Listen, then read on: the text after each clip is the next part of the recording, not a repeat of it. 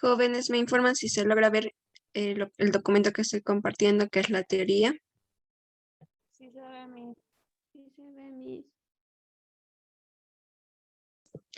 Ya, chicos, a ver, el día de hoy vamos a empezar en el curso de geografía con lo que es la teoría geográfica, algo básico que debemos saber y conocer y estar preparándonos en ese tema.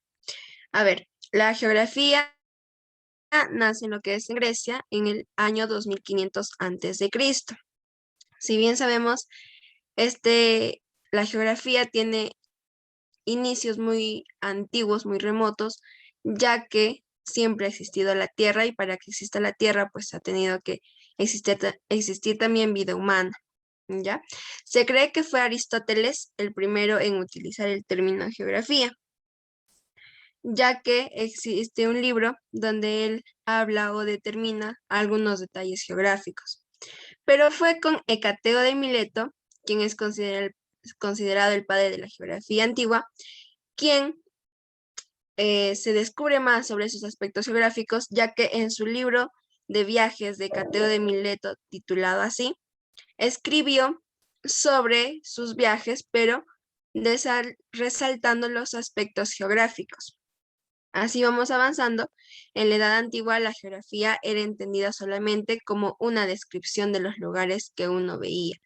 Veías, por ejemplo, un cerro y lo describías tal y cual es. Ya no había el porqué de las cosas, no se podía explicar ese porqué. Durante la Edad Media europea, la geografía y las demás ciencias sufren un retroceso o estancamiento conocido como el oscurantismo. ¿Alguien me puede decir en esta época de oscurantismo qué había pasado? Alcen sus manitos o prendan sus micrófonos, por favor, jóvenes.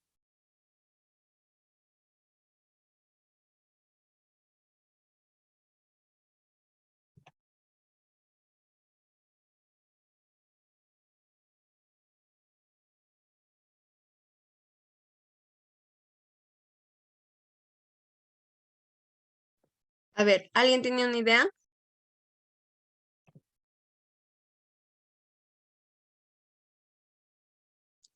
Ya, entonces continuamos. En esta edad del oscurantismo, pues estaba presente lo que era la iglesia y la iglesia estaba diciendo que la ciencia no era permitida y que solamente se permitían los aspectos bíblicos y estos eran los que explicaban lo que pasaba en el mundo.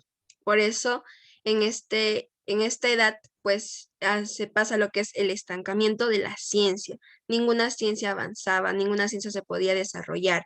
Solamente la iglesia dominaba en este aspecto.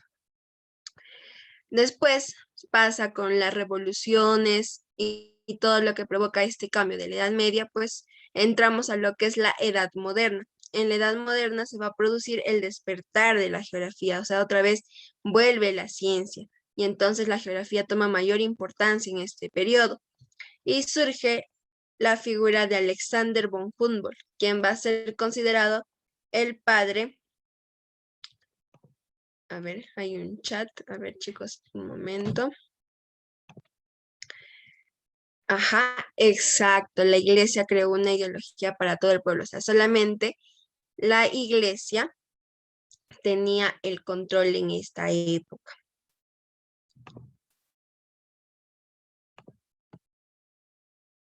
¿Ya?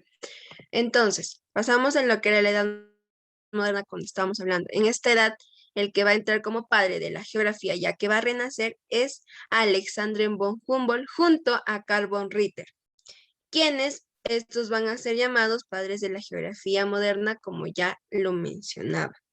Humboldt va a escribir en su libro Cosmos, va a realizar aportes al campo de la geografía física. Él otorga el carácter científico a la geografía. Otra de sus obras es El viaje a las regiones equinocciales del Nuevo Mundo. Ya, esto es más que nada las generalidades que debemos saber. Y además de ello, en la actualidad, la geografía ya no es más descripción de la Tierra como antes lo mencionaba, sino que va a ser una función entre el ser humano y lo que él va a producir en el medio ambiente o espacio donde vive.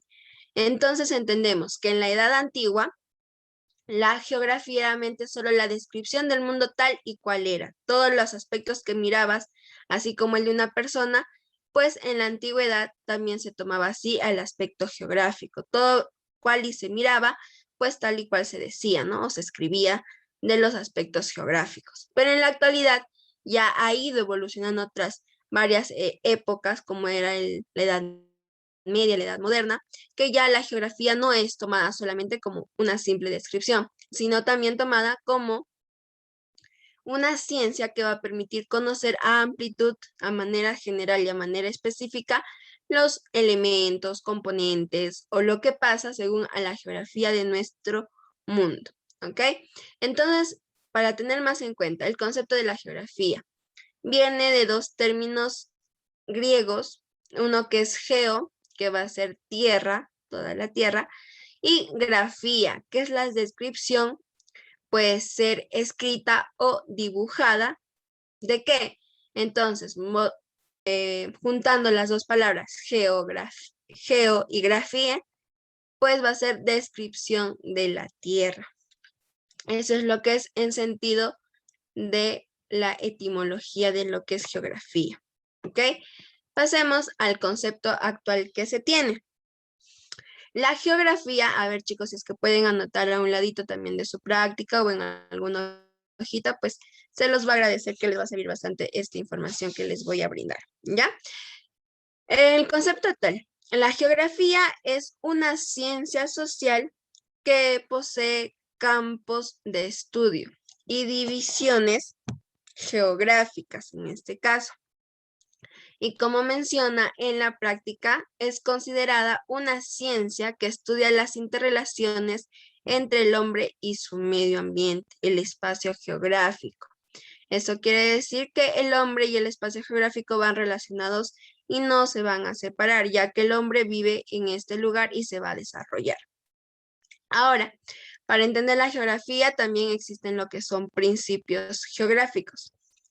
Estos principios geográficos son normas que rigen el estudio y accionar de la geografía, permitiendo realizar una investigación eficiente de los hechos o fenómenos geográficos.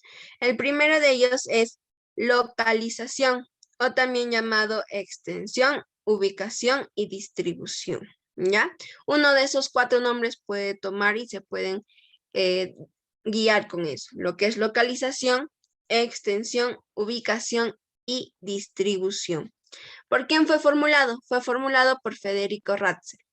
Este consiste en ubicar el lugar exacto de un hecho o fenómeno geográfico tomando en cuenta algunos aspectos espaciales. Como ya deben saber, es latitud, longitud, altitud, límites y superficie. Por ejemplo, decimos, ha ocurrido un terremoto en Perú y Perú es amplio, entonces la localización nos va a permitir conocer el lugar exacto. En este caso, tomemos el ejemplo del terremoto que ocurrió en el 2007 en lo que fue Pisco Ica, ¿ya? O sea, ya nos estamos ubicando y estamos localizando dónde ocurre este hecho. Después viene lo que es la descripción u observación, que fue propuesto por Pablo Vidal de la Blache. Esta descripción u observación consiste en dar a conocer las características de un hecho o fenómeno geográfico que queramos estudiar. En este caso, se podría decir que es tomado o también se consiste en la descripción de un ambiente a lo tipo antiguo, ya que era todo lo que observemos, todo lo que miremos, lo anotamos tal y como es, y pues aún se mantiene lo que se decía en la antigüedad con este principio. Pero también está el otro, que es el de comparación o analogía, que es propuesto por Carl von Ritter y Vidal de la Blache, que en esto va a consistir en establecer semejanzas y diferencias entre el hecho fenómeno geográfico que estemos estudiando con otro que se ubique en otras latitudes del globo o de la Tierra, en este caso, por decirlo así, globo o Tierra. ¿Ya? Esta comparación o analogía se puede dar entre dos hechos. Estos hechos pueden ser similares o también diferentes. Por ejemplo, tenemos un sismo provocado en Lima y un sismo provocado en Junín. Podemos comparar ambos hechos donde va a haber la diferencia. Uno fue en la costa y el otro fue en la sierra, porque estamos haciendo una comparación o una analogía que puede haber sido al mismo tiempo y ocurrieron los mismos hechos. ¿Ya? Después está el principio de causalidad o explicación. Este fue propuesto por Alexander von Humboldt, quien es el padre de la geografía moderna. ¿Ya? En este caso, este principio nos va a permitir identificar el por qué ha sucedido tal hecho, tal circunstancia en el ámbito geográfico. Además de ello, va a otorgar el carácter científico a la geografía. Entonces, ya que antes era solamente la descripción de los hechos que pasaban geográficamente o de lo que se observaba, pues este principio nos va a permitir explicar el por qué ocurre estos hechos. ¿Ya, chicos? Entonces, las causas por cuál ocurre este fenómeno geográfico. Y también vamos a permitir conocer los efectos y las consecuencias que va a tener este hecho. Ahora, el otro principio es el de actividad, que es propuesto por Jan Bruns. Señala que todo se encuentra en constante transformación, teniendo como agentes transformadores al hombre o la naturaleza. Este principio también puede ser conocido como dinamismo, movimiento o transformación. Y como su mismo nombre dice, no está todo en actividad, en constante cambio, nada es estático, por eso es dinámico y también es transformador porque actúa el hombre.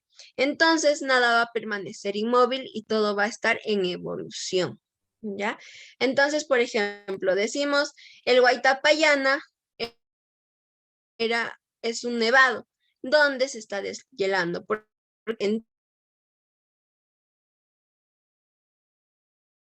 Entonces, este nevado ya o mucho antes, ¿no?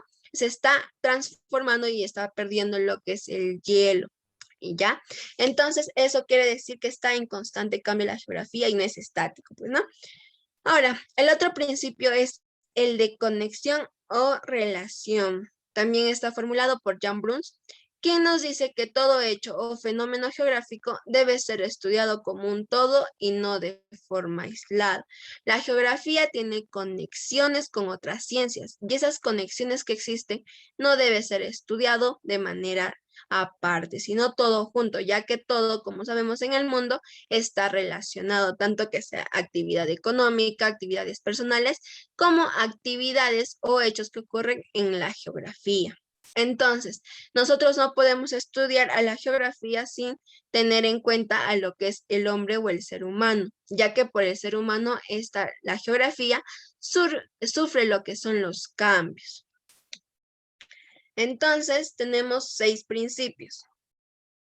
Ahora, pasemos al objeto de estudio de la geografía. En este objeto de estudio de la geografía, tenemos que entender qué es un espacio geográfico. Un espacio geográfico o ecúmene es el medio ambiente en el que vivimos, en el que todos estamos parados, sentados, tenemos nuestra casa, salimos a pasear. Eso es un espacio geográfico o medio ambiente, como lo queramos entender y se nos sea más fácil retener esa información. Es el conjunto de área donde el hombre va a realizar sus actividades, sean económicas, políticas, sociales, entre otras. Pero el hombre siempre va a estar presente en el medio ambiente o el espacio geográfico. Ahora, ¿cuáles son los elementos del paisaje o espacio geográfico? Está conformado por elementos naturales, en este caso los ríos, las montañas, los vientos, todo lo que sea provocado o esté dado por la naturaleza. Y después están los elementos culturales. ¿Y qué son esos elementos culturales? Pues son las chacras, las represas, las carreteras, las viviendas, todo donde ha actuado el ser humano. ¿Ya? Las chacras, por ejemplo, son divididas por los seres humanos y sirven para una actividad económica que es la agricultura. Entonces, pero la suma de estos dos elementos, tanto lo natural como lo cultural, van a formar lo que es un paisaje o un elemento mixto. ¿Qué quiere decir? Que van a existir así como elementos naturales, también elementos culturales, van a existir la mezcla entre estos dos. A ver, ahora, a los elementos naturales también los podemos conocer como anecúmenos o físicos. Ya anotamos en su hojita, anecúmenos o físicos en lo que son los espacios naturales. En lo que es el espacio cultural son los ecúmenes o antrópicos, donde actúa el ser humano. ¿Ya, chicos? Ahora, están lo que son los límites del espacio geográfico. Estos límites son dos, los superiores y los inferiores. En los límites superiores se encuentra en la atmósfera. Se considera como límite superior a la tropopausa y a la estratosfera.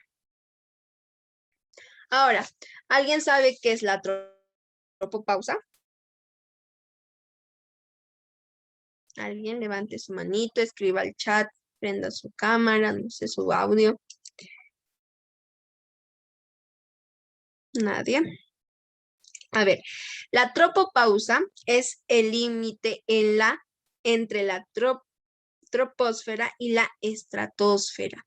La troposfera es la capa que se extiende de la Tierra de 10 y 50 kilómetros de altitud. Ya, eso es la tropopausa. O después la tropopausa. Ahora, están lo que son los límites en la hidrosfera y en la geosfera.